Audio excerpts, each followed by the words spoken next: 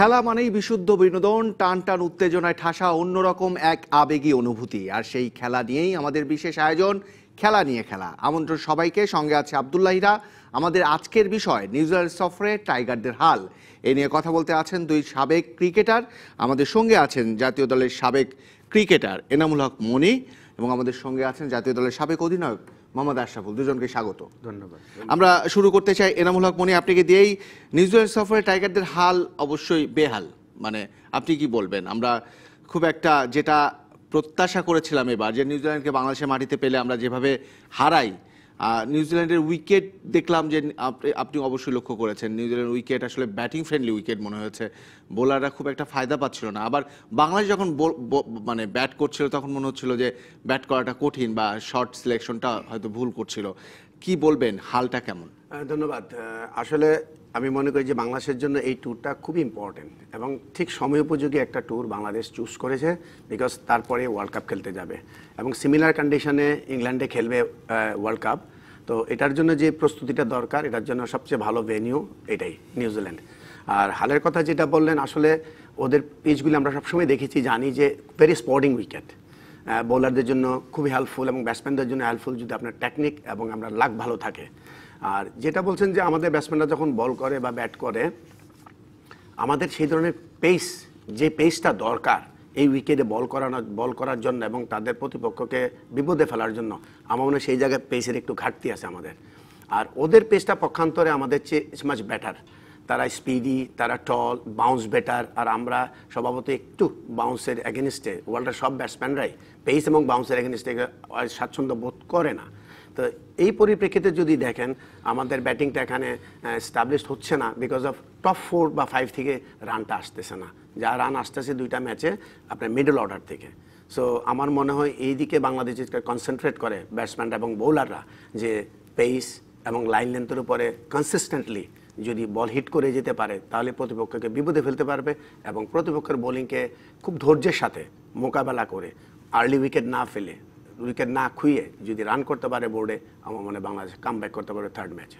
মোহাম্মদ আশরাফুল, আমরা যখন সিরিজটি শুরু হয়নি তখন আমরা ম্যান টু ওয়াচ করেছিলাম, মানে আমাদের প্রতিবেদন আকারে কাদের উপর নজর রাখতে হবে। সেই জায়গায় আমরা মার্টিন গাপটিলের কথা উল্লেখ করেছিলাম, যে মার্টিন গাপটিলকে খুব মানে ওয়াচ আউট করতে হবে বাংলাদেশ দলকে। এবং বাংলাদেশ দলের ভরসার জায়গা যেহেতু সাকিব নেই, মনে হচ্ছিল লাস্ট যে ম্যাচটা বিপিএলে দেখলাম, ট্রেমেন্ডাস ব্যাটিং তামিম ইকবালের, তামিমের একটা মানে ভালো একটা ইনিংস হলে বাংলাদেশ অনেক বেশি ডমিনেট করবে এরকম মনে হচ্ছিল। সেই জায়গায় তামিম ব্যর্থ হয়েছেন ব্যাক টু ব্যাক, এবং back to back Martin Guptill century করেছেন। মানে আমরা দুই চিত্রই দেখলাম। আপনার কি মনে হয় যে তামিম যদি এরকম মানে ফেইলর না হতেন, তাহলে ম্যাচ মানে এই সিরিজটা আসলেই কামব্যাক করার মতো অবস্থায় ছিল বাংলাদেশ? অবশ্যই আপনার নিউজিল্যান্ড ট্যুরটার জন্য আমাদের আসলে প্রিপারেশনটা ওইভাবে নেওয়া হয়নি। লাস্ট যে সিরিজটা আমরা খেলেছিলাম তখন আমরা খুব চমৎকার প্রিপারেশন নিয়েছিলাম। অস্ট্রেলিয়ায় গিয়ে 10 দিন প্র্যাকটিস করে তারপরে কিন্তু আমরা নিউজিল্যান্ডে 9টা ম্যাচ খেলেছিলাম, সবগুলাই হেরেছিলাম, কিন্তু প্রত্যেকটা ম্যাচে কিন্তু মোমেন্টাম ছিল যে আমরা জিতবো, এরকম একটা মোমেন্টাম ছিল। এইখানে কিন্তু কোনো প্রিপারেশন ছাড়া আমরা গিয়েছি, বিপিএল খেলে স্ট্রেট চলে গেলাম। আপনি যেটা বলছেন যে তামিম, হ্যাঁ অবশ্যই তামিম, মুশফিক, যেহেতু সাকিব নাই, মাহমুদুল্লাহ, ব্যাটিংয়ে এই 3 জন সবচেয়ে সিনিয়র এক্সপিরিয়েন্স। তারা যদি বড় রান না করে, আসলে আমাদের রান কিন্তু এই যে 220-30ই হবে। ওরা যদি রান করে তখন রানটা কিন্তু 280-300 প্লাস হবে। তো তামিমের এটা মনির ভাই যেটা বলছে যে আমরা যাদের ফেস করছি আর কি, তাদের বেস্ট বোলারদের ফেস করছে, হেনরি, তারপর বোল্ট, ওরা কিন্তু নতুন বলে খুব চমৎকার পেস এবং লাইন লেন্থ সুইং সবই তাদের থাকে। সেই বোলিংয়ের এগেনস্টে আসলে আপনার প্র্যাকটিস ছাড়াই তামিম যদিও অসাধারণ একটা ইনিংস খেলেছিল ফাইনাল ম্যাচে, কিন্তু ডিফারেন্ট কন্ডিশন, কিন্তু ব্যাটিং উইকেট হলেও কন্ডিশনটা কিন্তু ডিফারেন্ট, কারণ এখানে যেই বাউন্সটা হয় ওইখানে কিন্তু ওইখান থেকে একটু বেশি বাউন্স হয়। তো ওই অ্যাডজাস্ট করতে কিন্তু আপনার একটু টাইম লাগে। তো তামিম কিন্তু জাস্ট একটা নেট সেশন করেই ম্যাচ খেলেছেন এবং আজকে একটা ম্যাচ খেললো, 2টা ম্যাচই রান করতে পারে নাই। তারপরে যত সময় যাবে হয়তোবা থার্ড ম্যাচে হয়তোবা রান করবে, এটাই আমার কাছে মনে হচ্ছে। কিন্তু মানে আমরা যদি বলি বাংলাদেশের গাপটিলের কথা যেটা বললেন, ও আসলে আমরা back to back century, Guptill তো অসাধারণ প্লেয়ার, ক্লাস প্লেয়ার। এবং আমাদের যেই মনির ভাই যেটা বললো যে আমাদের বোলারদের যে পেস, এই পেসে এই ধরনের ফ্ল্যাট উইকেটে আসলে উইকেট নেওয়াটা difficult। উইকেট নেওয়ার মতো তাহলে তো bowling আমাদের নেই। চ্যালেঞ্জটা নিতে হবে, আমাদের চ্যালেঞ্জিং বা তাদের থ্রেট জানাতে হবে আমাদের ব্যাটিং করেই, মানে স্কোর টোটাল। হ্যাঁ, আপনি ডিফেন্স বোলারদেরকে হেল্প করার জন্য ডেফিনেটলি আপনাকে বড় স্কোর করতে হবে। বড় স্কোর করলে বোলাররা একটু লম্বা টোটাল পাবে, বড় টোটাল পাবে, দেন দে ক্যান বল কমফোর্টেবলি। কিন্তু এখন টার্গেটে যদি থাকে ছোট ফ্ল্যাট ট্র্যাকে, আর এই ধরনের পেস, আমাদের যে পেস অ্যাটাকটা আছে, এটা নিয়ে আমার মনে হয় না আমরা খুব একটা টিকতে পারবো। আমরা পেস অ্যাটাকের উপর ডিপেন্ড করছি কেমন, মানে আপনার কাছে কি মনে হয় আমরা পেস অ্যাটাকের যে লাইন আপটা আমরা নিউজিল্যান্ডে পুশ করছি, মানে ওয়ানডেতে শো করছি, সেটা কি ঠিক আছে নাকি মানে রদবদল না, করা যেতে পারে? আমার কাছে মনে হয় যে একটা বলার শট, আমাদের যে টিম সিলেকশন 2টা ম্যাচই হয়েছে, আমরা ব্যাটিং নির্ভর টিম হিসেবে খেলছি।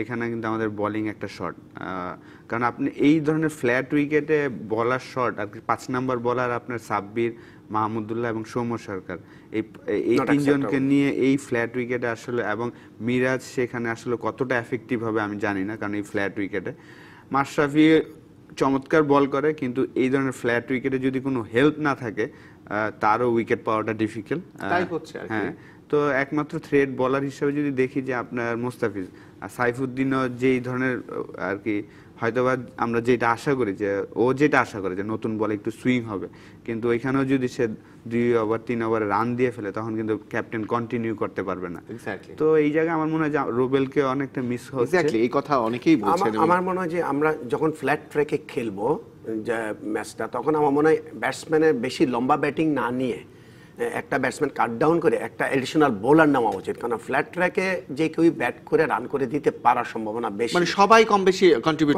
করতে পারে। কিন্তু শর্টেজ অফ বোলার্স নিয়ে খেললে আপনি এটা ব্যাকআপ আর করা যাবে কিন্তু না। আমাদের যে দলের যে টার্গেট, এখন আমরা বলছি 2019 বিশ্বকাপ আমাদের জন্য সবচেয়ে বড় মোক্ষম সুযোগ, সেই জায়গায় আমাদের দল ওই জায়গায় পৌঁছেছে। আমাদের 5 জন ব্যাটসম্যান, মানে 5 জন ক্রিকেটার, মানে 200 বা 200-র কাছাকাছি বা 200-র উপরে খেলা, সেই জায়গায় কি এই ধরনের মানে অনির্ভরতা, মানে ব্যাটসম্যানদের উপর নির্ভরতা কম বলেই তো এই ধরনের সিদ্ধান্ত যে বেশি ব্যাটসম্যান লাইন আপ করো, মানে এই ধরনের সিলেকশন চলে?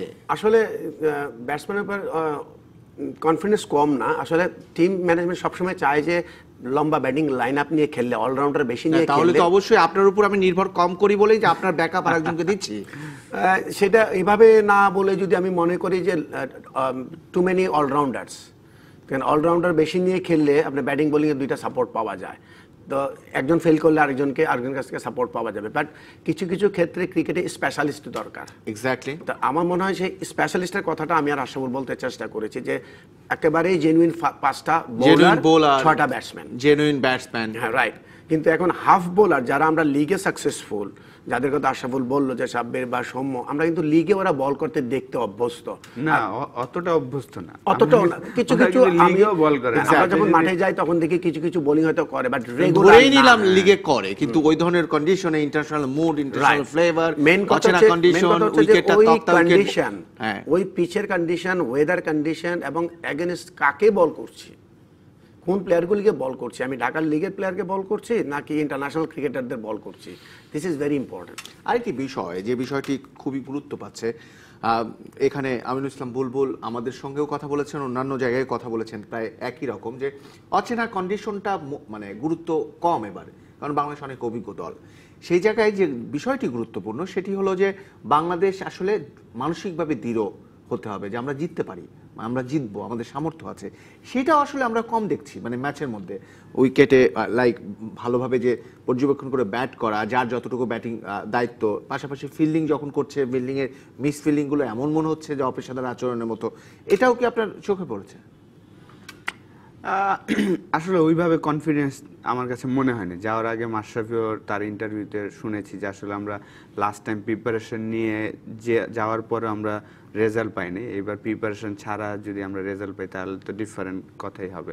তো আসলে একটা জিনিস আমাদের মানতে হবে, এখন ওয়ার্ল্ড ক্রিকেটের যাদেরই হোম কন্ডিশনে খেলা হচ্ছে তারাই কিন্তু ডমিনেট করছে যেকোনোভাবে। আপনি দেখেন ওয়েস্ট ইন্ডিজ রিসেন্টলি আমাদের এখানে টেস্ট সিরিজের 2টা টেস্ট ম্যাচে কিন্তু 3.5 দিনের টেস্ট ম্যাচ খেলেছে। ইংল্যান্ডের সঙ্গে তারা আবার দুর্দান্ত খেলছে। England number 1 ranking, Exactly. তাদেরকে আবার 2টা টেস্ট ম্যাচ হারিয়েছে। তো এখন এটা আমাদের মানতে হবে যার যার হোম কন্ডিশনে তারা আসলে ডেঞ্জারাস টিম।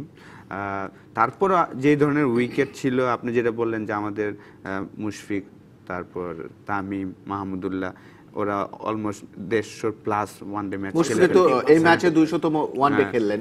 তো তারা যদি ভালো না খেলে তাহলে আসলে বাকিদের জন্য ডিফিকাল্ট। তারা যদি ভালো খেলতে পারতো, কারণ নিউজিল্যান্ডের সাথে আমাদের যে ধরনের উইকেট, আপনি যদি প্রথম ম্যাচটা দেখেন 233 তাদের করতে কিন্তু 44.3 ওভার লেগেছে। আজকে কিন্তু 35 ওভারের মধ্যে ম্যাচ শেষ হয়ে গেছে, তার মানে আজকের উইকেটটা আরো বেটার ছিল। এক্স্যাক্টলি।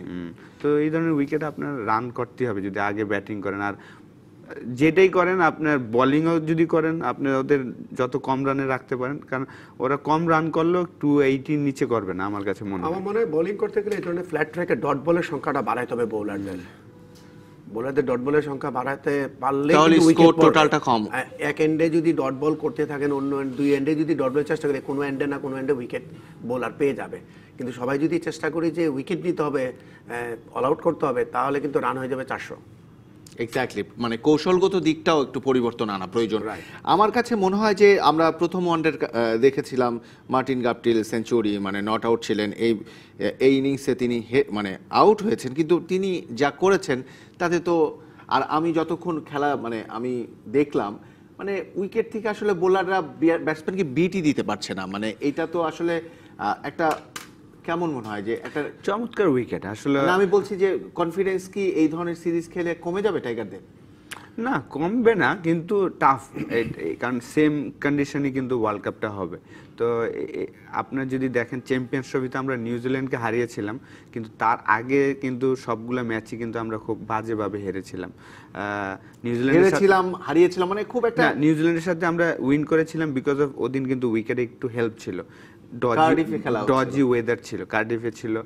কিন্তু যখন উইকেট ফ্রেন্ডলি হয়ে যায়, এটা সবসময় মানতে হবে আমাদের, যেই জায়গায় ফ্রেন্ডলি উইকেট ওইখানে কিন্তু আমাদের আসলে উইকেট নেওয়ার মতন বোলারদের কিছু করার থাকে না, কিছু নাই।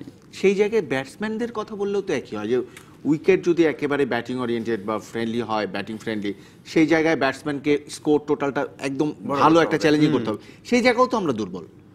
ওই যে আশরাফুল, আমি বলছিলাম যে আমরা যাদের এগেনস্টে খেলছি তাদের বোলারদের পেস এবং তারা যে কনসিস্টেন্টলি একই জায়গায় বল করে যাচ্ছে, আমাদেরকে বাধ্য করছে ভুল করার জন্য। সেম জিনিসটাই কিন্তু আমাদের বোলারদের করতে হবে ফ্ল্যাট ট্র্যাকে। মানে বোলাররা এই কৌশলটা শিখছে তো না, মানে আমাদের ওয়ার্ল্ড ক্লাস কোচ রয়েছে। অবশ্যই আমরা এখন ওয়ার্ল্ডের যে ধরনের টিমকে বিট করছি বা যে স্ট্যান্ডার্ড ক্রিকেট খেলছি, সবকিছুই শেখা আছে, কিন্তু আমাদের দুর্বলতা হচ্ছে আমরা সবসময় এটা করতে পারছি না। নাকি এরকম যে ওই বিষয়টি আপনি বলবেন, দুজনই বলবেন, যে আমরা ঘরের মাঠে কোনো একটা কৌশল রচনার মধ্য দিয়ে আমরা ভালো খেলছি, যে কারণে আমাদের দুর্বল দিকগুলো আসলে আমরা বুঝতেই পারছি না, যে দেশের বাইরে গেলে যেটা আমরা শো করছি দুর্বল দিকগুলো ফুটে উঠছে, মানে সেটা আপনি বলবেন। একটা বিরতির সময় গেল, দুজনই অবশ্যই বলবেন। দর্শক আমাদের সঙ্গেই থাকুন।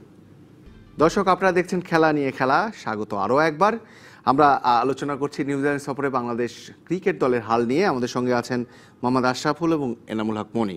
আমরা যেখানটায় ছিলাম, নিউজিল্যান্ড সফরে ওয়ানডে সিরিজের টানা 2 ম্যাচ হেরে ওয়ানডে সিরিজটা হাতছাড়া হয়ে গেল। সামনে 3 ম্যাচের টেস্ট সিরিজ খেলবে বাংলাদেশ এবং একটা ওয়ানডে বাকি রয়েছে। আমরা এই পর্যায়েও অনেক সময় আশা করি যে একটা ম্যাচ অন্তত জিতুক। নিউজিল্যান্ড সফরে এখনও বাংলাদেশ কোনো জয় নেই।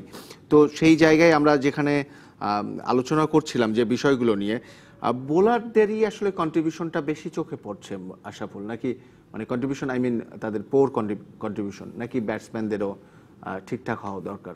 না, আপনার ওভারঅল আমরা ভালো খেলছি না। আপনি যদি দেখেন 2টা ম্যাচই টপ অর্ডার থেকে রান আসে নাই।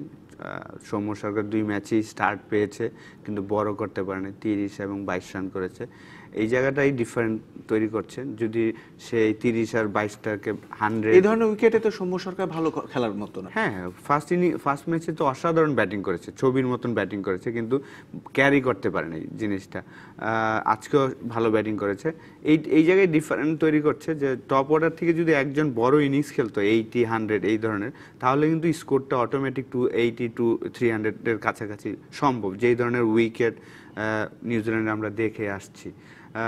এই জায়গাটায় মিসিং। এবং বোলিংয়ে তো অবশ্যই 2 ম্যাচে মাত্র 4টা উইকেট পেয়েছি, একদমই অসহায়ের মতন লেগেছে বোলিংটা।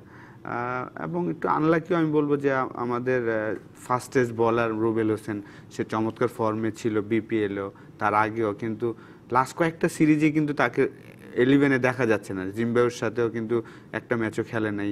তারপর আপনার এইখানেও 2টা ম্যাচ হলো, যদিও টিম কম্বিনেশনের জন্য খেলতে পারছে না, কিন্তু ওকে একটু মিসিং মনে হচ্ছে আমার কাছে। অবশ্যই তাই, এবং ওই মিসিং এর ফলেই কিন্তু আমরা দেখছি যে 8 উইকেটে হার, সহজেই হেরে যাচ্ছে।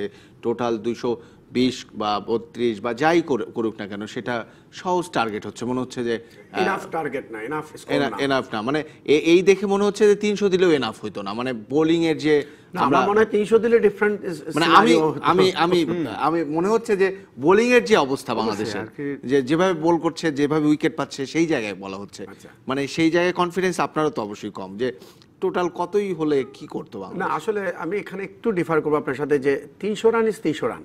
300টা করার অ্যাবিলিটি আমাদের যদি আছে, আমাদের ব্যাটসম্যানদের যে অ্যাবিলিটি, সেই অনুযায়ী আমরা 300 করার মতো টিম, কিন্তু আমরা করতে পারছি না। আমার মনে হয় থার্ড ম্যাচে যদি বাংলাদেশ একটা ভালো স্কোর দাঁড় করাতে পারে, দেখেন we can test our bowler, যে ঠিক আছে 280-তে আমাদের বোলাররা ডিফেন্ড করতে পারে কিনা এই বোলিং লাইন নিয়েই, যেটা আশাফুল বলছিল, যে তখন আমরা বুঝতে পারবো যে আমাদের বোলিং লাইন আসলে আমরা কম রান করছি, এই জন্য বোলাররা পারছে না। 280, 90 বা 75 হলে আমাদের বোলাররা good enough to bowl against this total.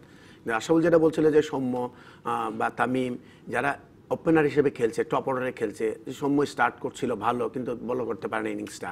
আমার মনে হয় টাইম হ্যাজ কাম যে যারা টপে খেলছে তারা যেন স্টার্টটা যদি ভালো হয়ে যায়, তাহলে যেন এটা লম্বা করতে পারে।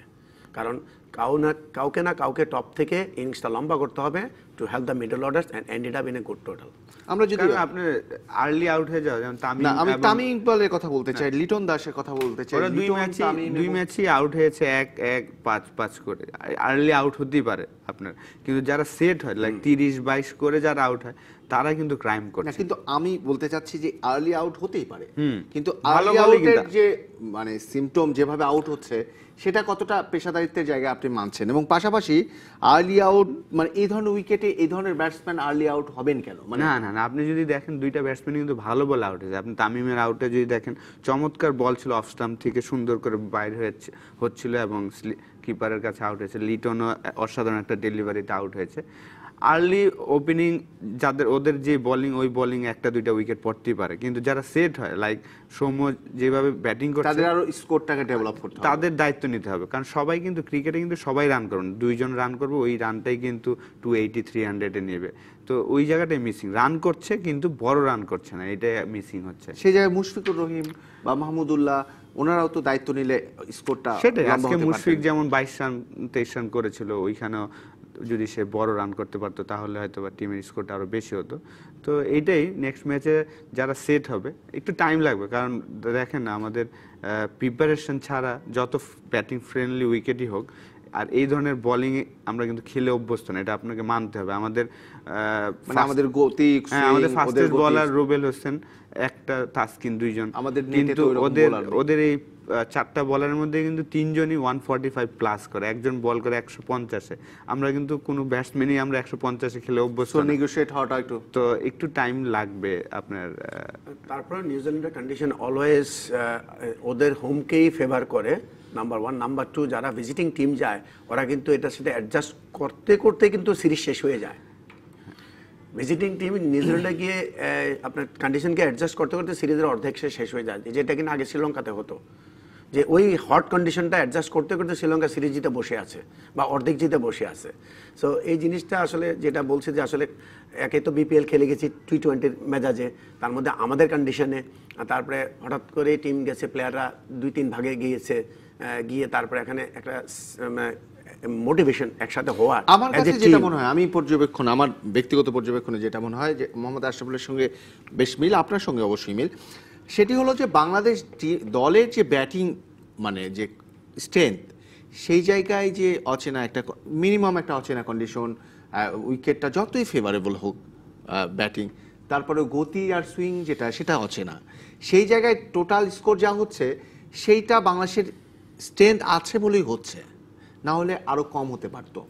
বাংলাদেশ এর চেয়ে বেশি করবে, এটা সামনে তৃতীয় ওয়ানডেতেও হতে পারে, কিন্তু বোলিংটা তো চেঞ্জ হচ্ছে না, মানে মোহাম্মদ আশরাফুল, তাই তো? হ্যাঁ, বোলিং শোনেন, এই রানেও কিন্তু আপনি যদি ভালো বোলিং অ্যাটাক থাকতো বা উইকেটে হেল্প থাকতো, তাহলে কিন্তু আমরা তাদের টাফ টাইম দিতে পারতাম। এক্স্যাক্টলি। কিন্তু আমাদের উইকেটে যখনই হেল্প থাকবে না, তখন আসলে আমাদের বোলিংটা খুবই আর ওই মানের বোলিং না আমার কাছে মনে হয়, কারণ আপনার এই সেম উইকেটে কিন্তু ইন্ডিয়া খেলে এসেছেন, তারা কিন্তু ওয়ানডে সিরিজ জিতে এসেছেন বিকজ অফ তাদের যে বোলিং অ্যাটাক। আপনি যদি দেখেন সবাই কিন্তু 140 উপরে বল করে, বুমরা, সামি, মানে যে সুবিধা স্বাগতিকরা নিবে এরাও সেই সুবিধা, সেটা কিন্তু আমরা সেটা নিতে পারছি না, কারণ আমাদের ওই গতির বলার নাই টিমে।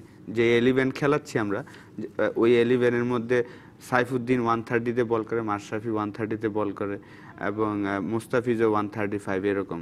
যেহেতু মুস্তাফিজ কাটার এগুলা মারে, এই কারণে তারা একটু রেসপেক্ট করে তাকে। আদারওয়াইজ আপনার সৌম্য সরকার, মেহেদি, সৌম্য নিয়ে আপনাদের সঙ্গে কথা হবে। আমাদের সঙ্গে সরাসরি এই মুহূর্তে যুক্ত হবেন আমাদের সহকর্মী হাসান মাহাদি। তিনি আছেন নিউজিল্যান্ডের ক্রাইস্ট চার্চে।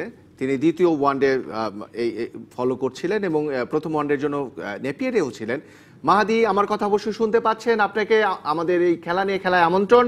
আমরা জানতে চাই একটা, অবশ্যই আজকের ম্যাচটাও সহজেই হেরেছে বাংলাদেশ দল, এবং সেই জায়গায় বাংলাদেশ দল স্বাভাবিকভাবে মনটা ভালো নেই। যারা ওখানে সংবাদকর্মী আছেন তাদেরও অবশ্যই মন ভালো নেই, যদিও সুন্দর ওয়েদারে আপনি কাভার করছেন সেখানে। আমরা জানতে চাই সব মিলিয়ে ম্যাচের পর্যবেক্ষণে রিপোর্টার্স পর্যবেক্ষণটা কি? এখানে সাবেক অধিনায়ক মোহাম্মদ আশরাফুল আছেন, সাবেক আমাদের তারকা ক্রিকেটার এনামুল হক মনি আছেন, আপনি আমাদের জানান।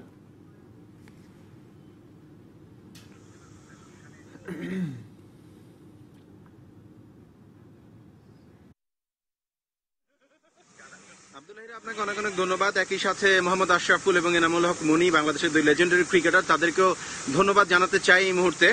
ক্রাইস্ট চার্চের হ্যাগলি ওভালে আমি দাঁড়িয়ে আছি। যেটা আপনি বলছিলেন যে রিপোর্টার এন্ড থেকে এই ম্যাচ যেহেতু সরাসরি মাঠে বসে দেখতে পেরেছি, এই ম্যাচটা কেমন মনে হয়েছে এবং কি মনে হয়েছে, আমি আপনাদের এনালাইসিস কিছুটা শুনছিলাম।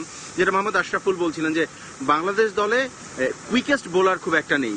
হেগলি ওভালের আজকে যেরকম উইকেট ছিল, শুরুর দিকে সকালে কিছুটা বৃষ্টি হয়েছে, উইকেট স্যাঁতস্যাঁতে হয়ে গেছে, ময়েশ্চার ছিল, প্রচুর উইন্ডি, একটা বাতাস, বেশ ঝোড়ো বাতাসের মতন ছিল। আমরা জানি যে নিউজিল্যান্ডের সবচেয়ে বড় ফ্যাক্টরের নাম হচ্ছে সেখানের বাতাস। নিউজিল্যান্ডের বোলার এই বাতাসটাকে কিন্তু চমৎকারভাবে কাজে লাগায়। টসে হেরেছে বাংলাদেশ, এরকম একটা প্রতিকূল পরিবেশে বাংলাদেশ দলের টস হারাটাই ছিল আসলে ম্যাচ হেরে যাওয়ার অন্যতম কারণ প্রথমে আমরা নেপিয়ারে দেখেছি চমৎকার ব্যাটিং উইকেট, দারুণ একটা ফ্রেন্ডলি উইকেটেও কিন্তু বাংলাদেশ দল বড় স্কোর করতে পারেনি। সেই দিনের তুলনায়, প্রথম ম্যাচের তুলনায় আজকের উইকেট কিন্তু আরো অনেক বেশি ডিফিকাল্ট ছিল। এবং যেটা যথারীতি হয়ে থাকে যে নিউজিল্যান্ডের পেস অ্যাটাক, তারা কিন্তু চমৎকারভাবে বাংলাদেশের উপর চড়ে বসেছে। কাকতালীয়ভাবে প্রথম ম্যাচে তামিম ইকবাল খান 5 রান করেছিলেন, লিটন 1 রান করেছিলেন। এ ম্যাচেও একজন 5 এবং একজন 1 করেছে। তার মানে ওপেনিং পার্টনারশিপ থেকে যেরকম একটা সাপোর্ট আসার কথা, সেই সাপোর্টটা কিন্তু বাংলাদেশ দল পরপর 2টা ম্যাচে মিস করলো। এবং এই সমস্যাটা অনেকদিন ধরেই কন্টিনিউ হচ্ছে। 2-1টা ম্যাচে ভালো হয়, ম্যাক্সিমাম সময় কিন্তু খারাপ হয়। এই প্রবলেমের সুরাহা এখনো পর্যন্ত বাংলাদেশ দল খুঁজে পায়নি। 93 রানের মধ্যে 5 উইকেট হারিয়ে ফেলা, নিউজিল্যান্ডের মতন দল যারা কিনা নিজেদের মাঠে দুনিয়ার অন্যতম সেরা দল, তাদের এগেনস্টে 93 রানে আপনি যদি 5 উইকেট হারিয়ে ফেলেন আব্দুল্লাহিরা, সেই জায়গা থেকে ম্যাচে কামব্যাক করা কখনোই খুব একটা সহজ হয় না, এবং বাংলাদেশ দল সেটা পারেননি। আমার কাছে মনে হয়েছে যে মোহাম্মদ মিঠুন এবং সাব্বিরের একটা 75 রানের পার্টনারশিপ ছিল। এই পার্টনারশিপটা যদি আরেকটু বড় হতে পারতো, আই থিঙ্ক যে 150 বা 150 এভাব বাংলাদেশ যদি বোর্ডে 280, 275, 290 এরকম একটা রান জমা করতে পারতো, তাহলে মনে হয় যে এই ম্যাচে বাংলাদেশ দল একটা ভালো ফাইট করতে পারতো।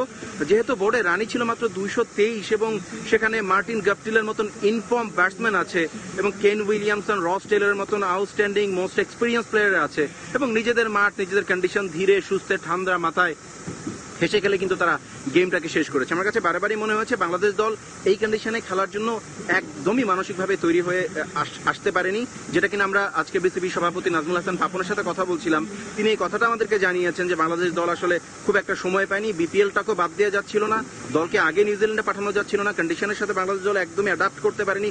দ্যাটস ওয়াই পরপর 2টা ম্যাচে বাংলাদেশের কিন্তু এরকম একটা শোচনীয় পরাজয় আমরা দেখলাম আব্দুল্লাহিরা। ধন্যবাদ হাসান মাহাদি, আপনি সেখানে থাকুন এবং আমরা আশা করি তৃতীয় ওয়ানডে, অর্থাৎ মানে একটি ম্যাচে ওয়ানডে ম্যাচ জিতুক বাংলাদেশ দল, সেই শুভকামনা থাকলো। এবং আপনি অবশ্যই আমাদের সঙ্গে অন্যান্য বিষয় নিয়ে পরবর্তীতে আবার যুক্ত হবে। ধন্যবাদ হাসান মাহাদি, আমাদের সঙ্গে যুক্ত ছিলেন হাসান মাহাদি, ক্রাইস্ট চার্চ থেকে যুক্ত ছিলেন। হাসান মাহাদি যেটি বলছিলেন, মানে মার্টিন গাপটিল ইনফর্ম, খুব দুর্দান্ত অবস্থায় আছে, কিন্তু আমাদের তো কোনো বোলার ইনফর্ম দেখছি না, মানে সেটাও তো একটা প্রবলেম। মানে না আসলে এখানে যে কি পয়েন্টটা বেরিয়ে আসছে যেটা আমরা আলোচনা করিনি বা আমরা জানতাম না, দ্যাট ওয়াজ যে সকালে রেইন হয়েছে। আর এমনিতেই নিউজিল্যান্ডের কন্ডিশন বা ইংল্যান্ডের কন্ডিশন টস জিতে আগে মানে আমি একটু শেষ করি যে এই আপনাকে একটু কন্ডিশন থামাতে হচ্ছে, আমাদের বিরতিতে যেতে হবে। আচ্ছা, ঠিক আছে। বিরতির পর আপনি অবশ্যই বলবেন। আরেকটি বিষয় বলতে হবে দুজনকেই, সেটি হলো অনেকে বলে থাকেন আপনাদের সঙ্গেই যারা খেলেছেন যে এমন একজন ব্যাটসম্যান, উনি ব্যাটসম্যান না হয়ে যদি অন্য কোনো ট্র্যাকে অর্থাৎ বোলার হতেন, এত সুযোগের ফলে তিনি এতদিনের ব্যাটসম্যান ভালো ব্যাটসম্যান হয়ে উঠতেন। মানে এই নামটি বলা হয় সৌম্য সরকারকে নিয়ে। আমরা দুজনে আপনার দুজনের কাছে মন্তব্য জানতে চাইব। দর্শক আমাদের সঙ্গেই থাকুন। দর্শক স্বাগত আরও একবার, আপনারা দেখছেন খেলা নিয়ে খেলা। আমরা কথা বলছি নিউজিল্যান্ড সফরে বাংলাদেশ দলের হাল নিয়ে। ইতিমধ্যে আপনারা অবশ্যই জানেন যে 3 ম্যাচের সিরিজে ব্যাক টু ব্যাক 2টি ওয়ানডে হেরে ইতিমধ্যে সিরিজ হেরেছে বাংলাদেশ দল, এবং আরেকটি ওয়ানডে রয়েছে এবং সেই ওয়ানডেতে ভালো করবে। সেই ওয়ানডে নিয়ে কথা বলতে চাই, এবং পাশাপাশি বলতে চাই মোহাম্মদ আশরাফুল, আপনার কাছ থেকে জানতে চাই যে তৃতীয় ওয়ানডেতে আসলে এই ধরনের দলের তো আর খুব বেশি পরিবর্তন আনা সম্ভব না। এই দল নিয়েই তৃতীয় ওয়ানডেতে বাংলাদেশ দলকে ভালো কিছু করতে হবে। সেই জায়গায় মানে কি পরামর্শ থাকবে? না, আজকে আমি আশা করেছিলাম যে রুবেল হোসেন হয়তো বেস্ট 11-এ আসবে, যেহেতু আমাদের প্রথম ম্যাচে আমরা দেখেছি যে আমাদের বোলিংটা খুব উইক ছিল, এবং এই কারণে আজকের ম্যাচে আমি আশা করেছিলাম রুবেলকে। থার্ড ম্যাচে হয়তো আমরা রুবেল হোসেনকে দেখতে এটা আমরা প্রত্যাশা করছি বা আপনার পরামর্শ থাকছেন। এনামুল হক মনি, আপনিও কি একমত যে তৃতীয় ওয়ানডেতে রুবেল হোসেনের অর্থাৎ স্পেশালাইজড একজন বোলার বানানো দরকার? আমার মনে হয় সেটাই হওয়া উচিত, কারণ ও ওখানে গিয়েছে, ওয়ার্ল্ড কাপ সামনে আছে, সামনে টেস্ট ম্যাচ আছে, ওর উপর নির্ভর অনেক করতে হবে। একটা বল করার তার প্রয়োজন আছে। যদিও হোয়াইট বলে বল করবে, টেস্ট ম্যাচের লাল বলের খেলা, মনে হয় রুবেল নাই কিনা। আচ্ছা, তো আমার মনে হয় রুবেলকে প্রথম থেকে খেলালে টিমের বোলিং স্ট্রেংথ আরও বেটার হতো। যেটা আমরা প্রথমে আলোচনা বলেছি যে আসলে ব্যাটিং লাইনকে বড় করতে গিয়ে অলরাউন্ডারের দিকে নজর দিয়ে আমার মনে হয় এই রুবেলকে দলের বাইরে একটি বিষয় দিয়ে আমরা আলোচনা আজকের এই বৈঠক শেষ করতে চাই। সেটি হলো যে সৌম্য সরকারকে যারা ভালো বলেন তার সমালোচনাও করেন, বা সমালোচক ভালো বলা সবাই এক কম বেশি সৌম্য সরকারের বিষয়ে যখন ভালো খেলেন তখন অনেক প্রশংসা করেন। কিন্তু অনেকে আবার বলছেন ইদানিং যে সৌম্য সরকারকে যেভাবে বাংলাদেশ টিম বা বাংলাদেশ টিম ম্যানেজমেন্ট সুযোগ দিয়েছে, একটা খারাপ ব্যাটসম্যান বা ব্যাটসম্যান না সেরকম কেউ এতদিনে ভালো ব্যাটিং শিখে ফেলতো। মানে সৌম্য সরকারকে কি আমরা যথেষ্ট সুযোগ দিচ্ছি, তার বিপরীতে সৌম্য সরকার সাউন্ড হয়ে উঠছে না? ডেফিনেটলি যথেষ্ট সুযোগ তো সে পাচ্ছেই, কিন্তু যেটা দরকার ক্রিকেটে ভাগ্য, লাক, তার লাক ফেভার করছে না। আর আমার মনে হয় সিলেক্টররা ওকে বেশি সুযোগটা দিচ্ছে, নিয়মিত সুযোগটা দিচ্ছে এই জন্য যে তার মধ্যে যে প্রতিভাটা আছে ব্যাটিং এবং বোলিংয়ের, ফিটনেসের ব্যাপারটার দিকে লক্ষ্য রেখে যে কোনো সময় আশা করছে যে টিম বাংলাদেশ যে এই ধরনের প্লেয়াররা একটা ম্যাচে ক্লিক করলে সে ফর্মে ফিরে যাবে। ওই একটা ম্যাচে রান করার আশা নিয়েই কিন্তু সৌম্য সরকার ম্যাচ খেলে যাচ্ছে। আমার কাছে মনে হয়েছে যে সৌম্যর যেই দিকটাতে বেশি মনোযোগ দেওয়া উচিত, যে লাস্ট 10-20 ইনিংস যদি সে ফলো করে, অ্যানালাইসিসটার সাথে বসে, দেখা যাবে যে সে ক্যাচ আউট হচ্ছে, কোনো শর্ট কোথাও ক্যাচ আউট হচ্ছে, আইদার স্লিপে হচ্ছে, অথবা 38-এ হচ্ছে মোস্ট অফ দ্য টাইম। তা আমার মনে হয় যে শর্ট সিলেকশনটা ওর বেশি মনোযোগী। আমরা একেবারে শেষ পর্যায়ে মোহাম্মদ আশরাফুল, সৌম্য সরকার সম্পর্কে জানতে চাই। আসলে সৌম্যকে বেশি সুযোগ দেওয়ার পরেও আমরা সৌম্যর কাছ থেকে তেমন কিছু পাচ্ছি না, এটা কি আপনি একমত কিনা? না, আমি এটা একমত না। আসলে আমাদের একটু ভুল হয়েছে, এটা আমি মনে করি। যখন যেই ফরম্যাটে সে ভালো ছিল, আমাদের আসলে তাকে ওই ফরম্যাটেই রেখে কিছুদিন ইন্টারন্যাশনাল এরিয়াতে অ্যাডজাস্ট করার সময় দেওয়া উচিত ছিল। সে ওয়ানডেতে চমৎকার ছিল, প্রথম 15 ম্যাচে 50 অ্যাভারেজ, 100 স্ট্রাইক রেট। তাকে আমরা সাথে সাথে টেস্ট না খেলে যদি শুধু ওয়ানডেই চিন্তা করতাম, কারণ তাকে যখন আমরা টেস্ট খেলালাম তখন তার ফার্স্ট ক্লাসে কোনো সেঞ্চুরি ছিল না। তো এইসব জিনিসগুলো অনেক ইম্পর্টেন্ট, যারা দায়িত্বে আছেন ওনাদের এইসব জিনিস নিয়ে কাজ করা খুব দরকার, যে আসলে আমি কোন প্লেয়ারটাকে কিভাবে তৈরি করতে চাই ইন্টারন্যাশনাল ক্রিকেটে। জাস্ট একটা ফরম্যাটে ভালো খেললে আমাদের দেশে যে সমস্যাটা হয়, একটা ছিল একটা ফরম্যাটে ভালো খেলে আমরা তাকে সব ফরম্যাটে খেলা ফেলি। তো ইন্টারন্যাশনাল ক্রিকেটে সব ফরম্যাটে খেলাটা ভেরি টাফ। এটা খুব ভালো একটা সিগনিফিকেন্ট পয়েন্ট বলা যায়, যে যদি এক ফরম্যাটে রেখে এই সৌম্যর কাছ থেকে আমরা এর চেয়ে 2 গুণ বা 3 গুণ, হ্যাঁ 3 গুণ পেতাম, এখন সব ফরম্যাটে দিয়ে তো সম্পর্কে আমরা হারিয়ে ফেলছি, মানে প্রশ্ন উঠছে।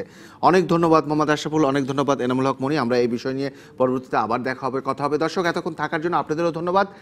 প্রতি সপ্তাহে শুক্র শনিবার এই সময় আপনাদের সঙ্গে দেখা হবে। সবাই ভালো থাকুন আর ডিবিসির সঙ্গেই থাকুন 24 ঘন্টা।